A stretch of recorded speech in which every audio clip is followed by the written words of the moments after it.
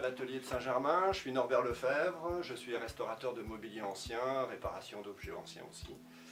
Donc c'est un métier qui est très varié puisque en fait on va de la réparation du mobilier courant, de la chaise qu'on a cassée jusqu'à la très belle pièce 17, 18e, 19e où il y a beaucoup de diversité dans les travaux à effectuer et les matières à travailler.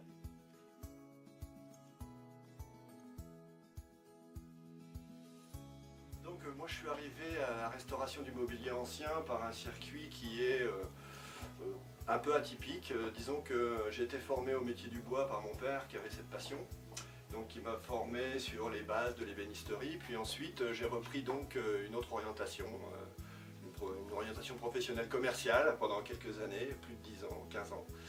Et je suis parti au Canada pendant 5 ans et au retour de ce voyage, là où j'avais justement rencontré pas mal de professionnels avec des techniques qui étaient très intéressantes, j'ai décidé de reprendre cette activité. Donc je suis reparti en montant un dossier à l'école Boulle pour faire de la restauration où j'ai été formé par Fabrice Papin qui est meilleur ouvrier de France. Donc j'ai fait 2-3 ans là-bas. Et en sortant, j'ai pu monter mon activité et reconstituer un atelier comme je considérais qu'il devait être, c'est-à-dire sans grande mécanisation et plutôt utiliser les outils anciens pour essayer de reproduire les gestes qui étaient utilisés pour la fabrication de ces meubles.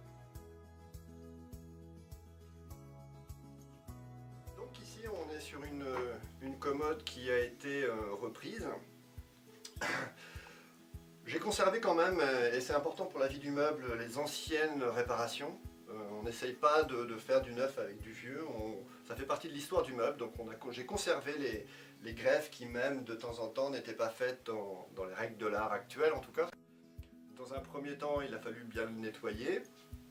Alors on ne ponce plus ces meubles, on conserve la matière, donc réhydrater les cols d'animal, les cols d'os, de façon à pouvoir leur redonner un pouvoir collant. Ensuite, ce tiroir il a été placé sous vide afin de justement pouvoir avoir une pression identique partout, réchauffer la colle aux infrarouges, donc redonner du pouvoir adhérent, replaquer sans la bouger la marqueterie, ce qui fait que maintenant elle est solide, elle est partout adhérente sur son support. J'ai réussi à conserver une bonne partie du vernis existant. Maintenant, j'ai simplement besoin de rapporter un peu de gomme laque et puis de la retravailler à l'alcool, au tampon, comme il se faisait.